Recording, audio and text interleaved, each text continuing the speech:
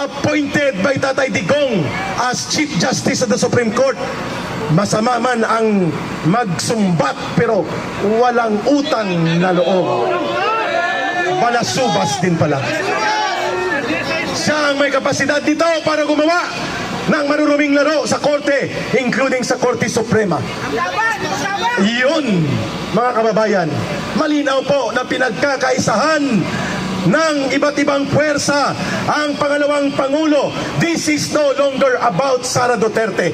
This is about decency and dignity in our government service, kung saan ang pangalawang pinakamataas na halal ng bayan na pangalawang Pangulo ng bansa, elected by the more than 32 million Filipino voters, ay hindi kinikilala ni isa mang katiting na protocol of courtesy or respect to the office, not even to the person. Bisan sa opisina na lang niya.